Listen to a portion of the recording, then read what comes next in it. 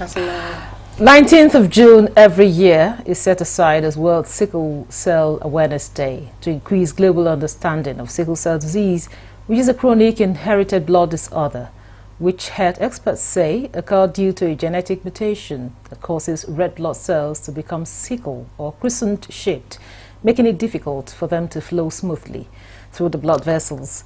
This year's theme focuses on global action, local impact, transformative care, and empowering communities for effective self-advocacy.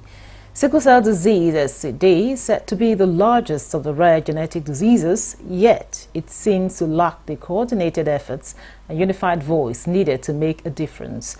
And that is why on Nigeria Today we shall be looking at ways of improving advocacy on sickle cell disease.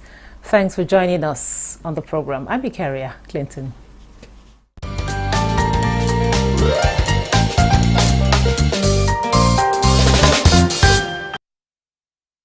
Now with me in the studio to expand the discourse is Dr. Nkechi Eziudu. She's the Deputy Director, FEMC Medical and Diagnostics, Health, Human and Environmental Sciences Secretariat, HHSS, Federal Capital Territory Administration, FCTA. It's a pleasure to have you in Nigeria Today. Thank you. Also with us for this conversation is King Abba. Is the president Maysef Warriors Community or Maydunama Sickle Cell Foundation. He's also one of the persons living with sickle cell disease. It's a pleasure to have you on Nigeria Today. Thank you for having me. I'll start with you, King Abba. Just let us into your world. What has the experience been like? Well, if we start talking about sickle cell and experience, we will not leave the studio tonight. I bet you that. Please don't make it short so that we leave. I know, right? So I'll just say it's a complex world, right? That nobody actually knows, right? Because most sickle cell warriors, they don't put out their stories due to stigma, due to the shame of having it, due to the way society perceives it. But if there are more people that can document their stories, there can be more people that will relate to your stories. I don't know if you get. And then I think a little bit of burdens will be lifted up, because I do not have the kind of insight that is predominant in our community. If you actually look at the community, after I was appointed president, that was like 5 years ago, I actually went into real depression because I had to, my eyes go open to the reality of the community, the realities that we're facing that I was shielded from. I wasn't belonging to any sickle cell community per se, so I was abstract away from it. But when I became active, I became an activist and started seeing a lot of it with my position, going for campaigns, outreaches and all that. It was just gloomy. It was just gloomy because one thing with sickle cell is, as long as it does not affect you, it's not your problem. You can, I'm praying for you, I'm praying for you. You get that kind of thing. Sorry, yes, that sympathy will be given to you, yes. but there's no empathy. It's sympathy, you get no empathy. So those kind of things kind of make our experiences differ. Like for me, I just had to radically become positive, right? Because if I'm not positive for them that I am leading, I will actually transmit more negative energy and sadness to them than helping myself. So it's our experiences are different, I'll tell you, but I'm putting it all into content that I'm putting out to be able to help a lot of sickle cell warriors change their mindset from what it is, because I believe one of our biggest challenge in the community is the predominance of ignorance, right?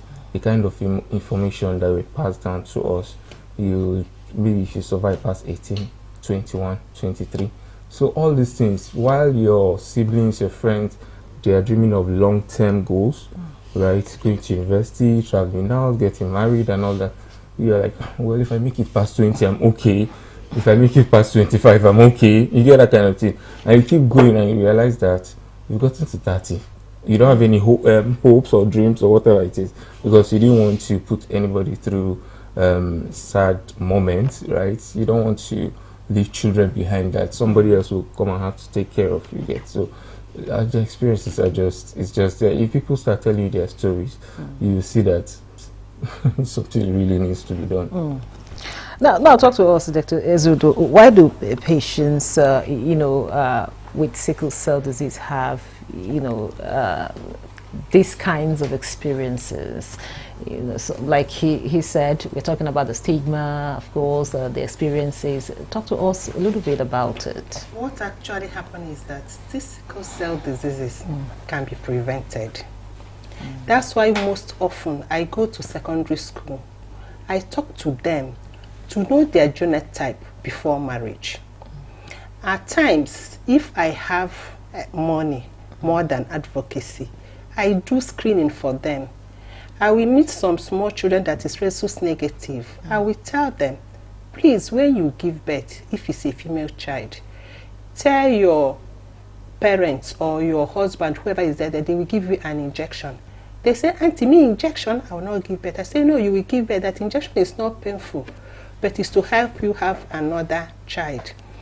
What actually happens in sickle cell, as you have said, in gene mutation, it occurs in chromosome 11, where glutamic acid, which is hydrophobic, water-loving, is being displaced by valine, which is not water-loving. So it makes them not to be free to flow.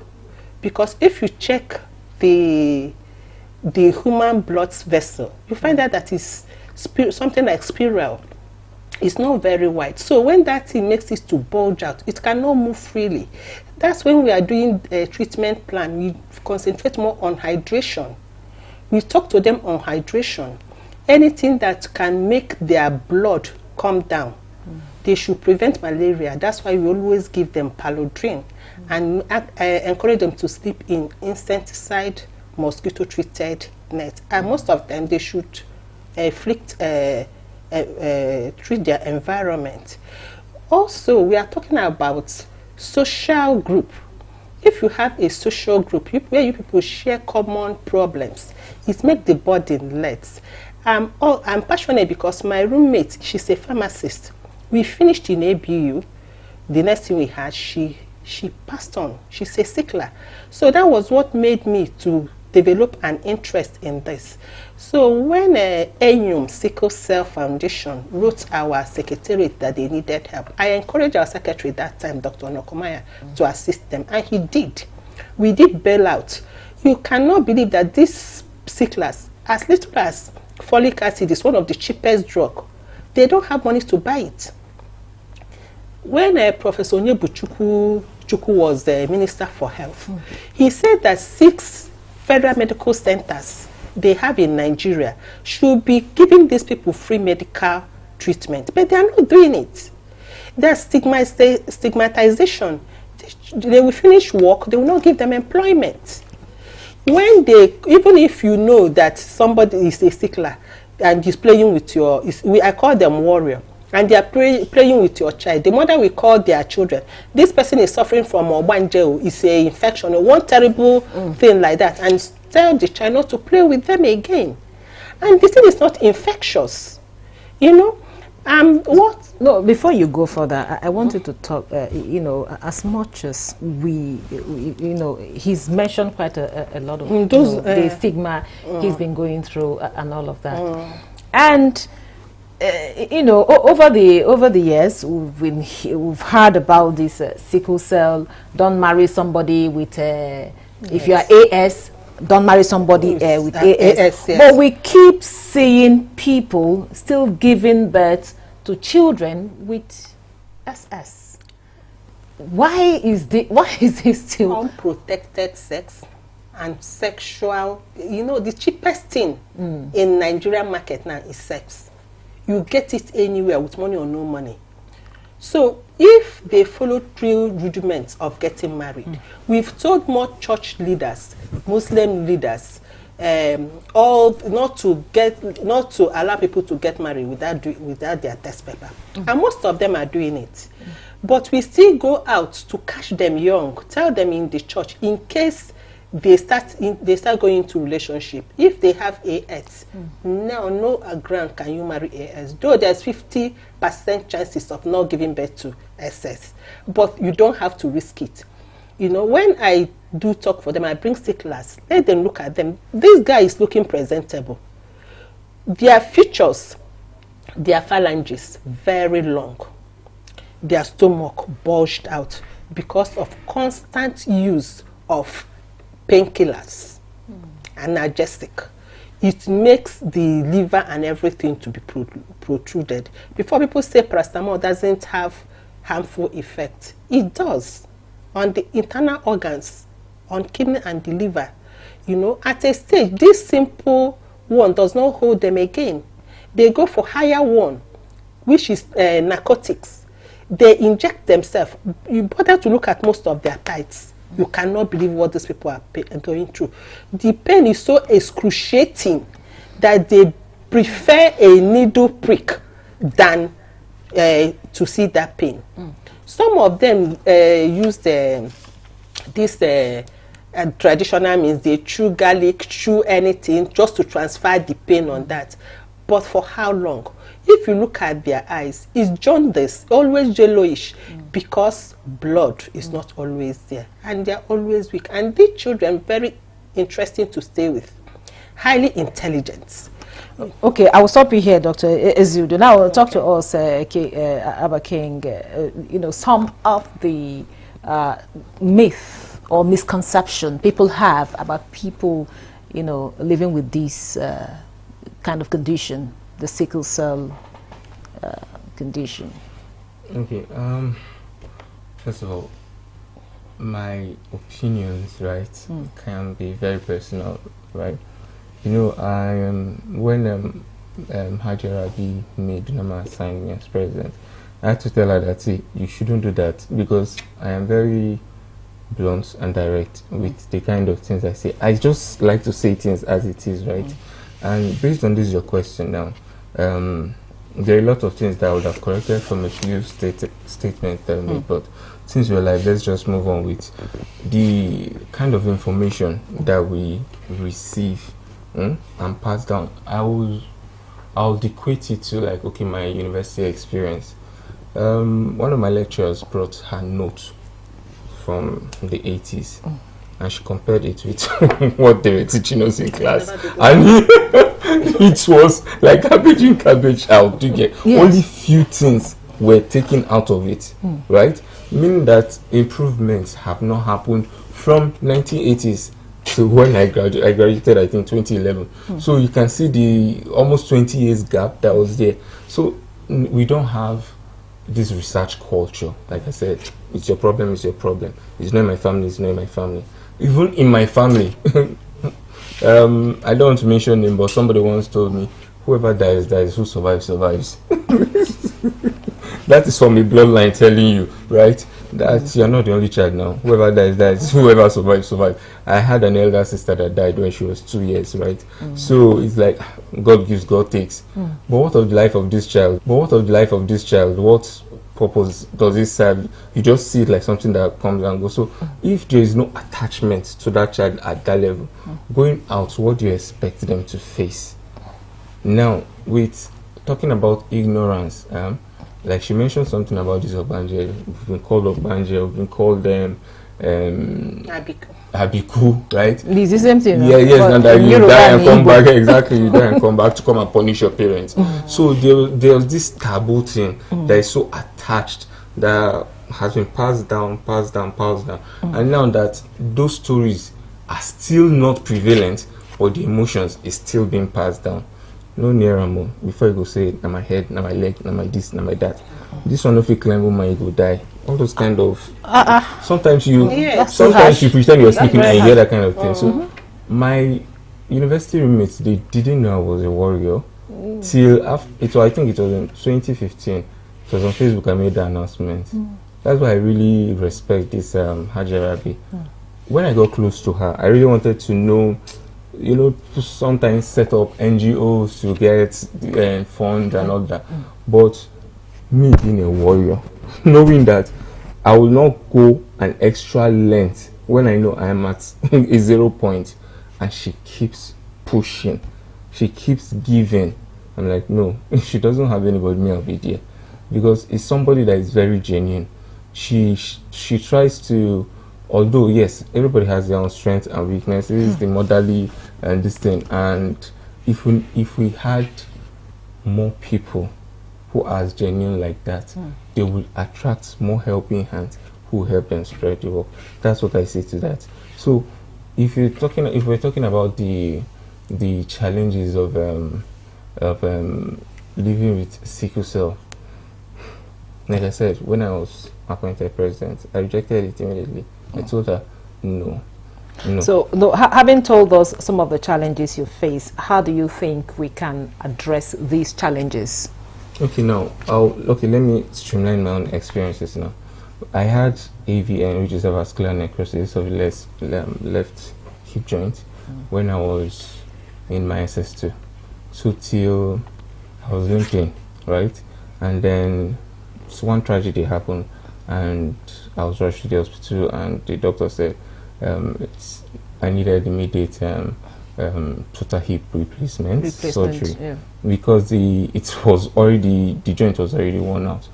But I don't know if I'm allowed to use this. Thank God for poverty or SAPA. We couldn't afford it, right? So we couldn't afford the fees that the hospital charged us, and well, the doctor said bones heal, but it takes longer time. That was the only thing my mom picked, and she kept hammering it in my head, right? And that faith grew. Today I'm healed from that. I didn't do any surgery. And you're okay now? I'm okay. I can do anything with the leg. I jump around, anything. You get. But it took time, over 10 years, for it to heal, right?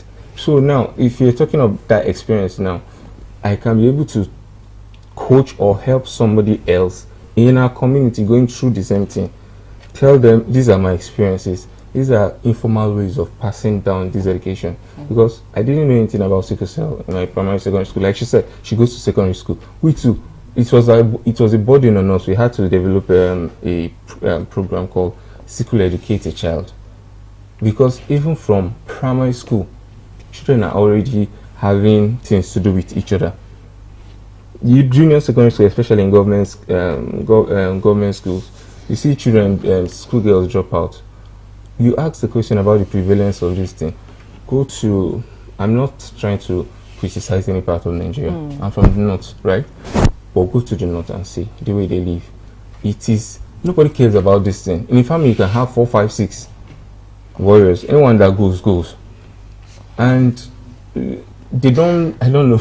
I don't know how to put it. I want to encourage him. Yes. He said there is no research. Research is going on. They can now treat, even last 3 months, a boy screamed that he has never felt this way.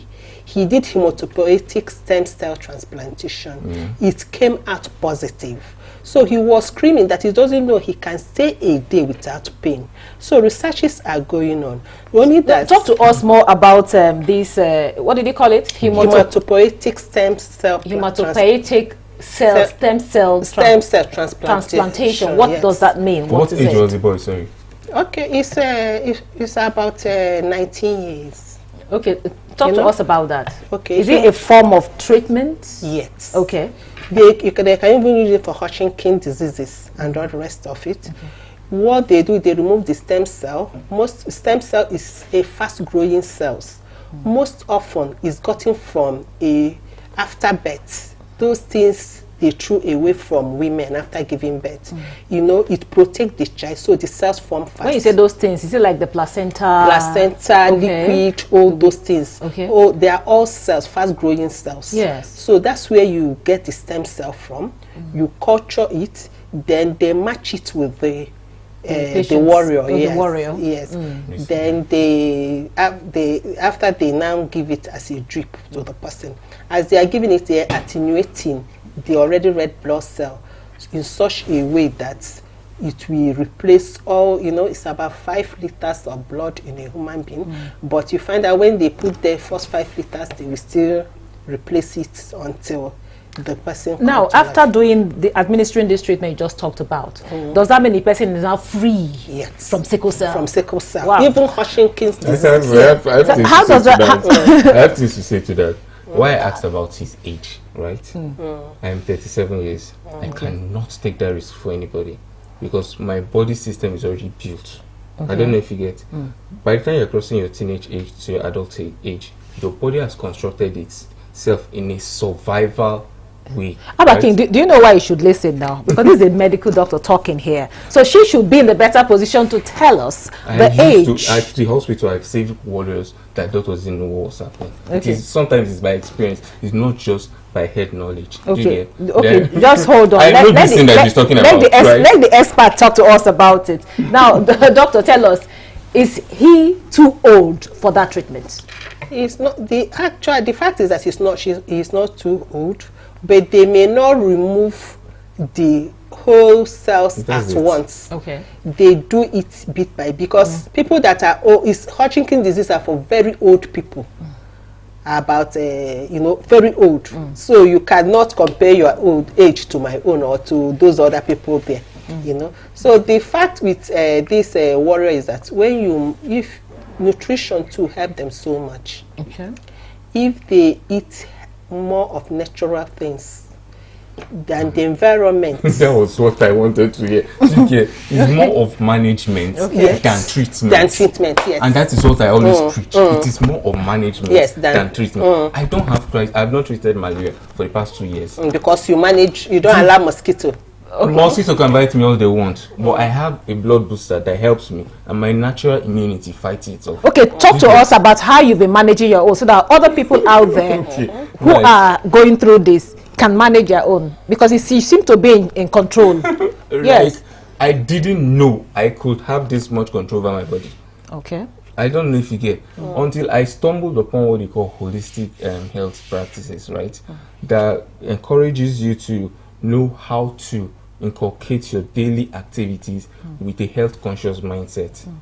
The nutrition you put in your body, sun rays, the energy you get from it, grounding, pull ups for your shoe, and walk on the bare ground when the sun is going down, or you get all those activities. They change the electricity in your body.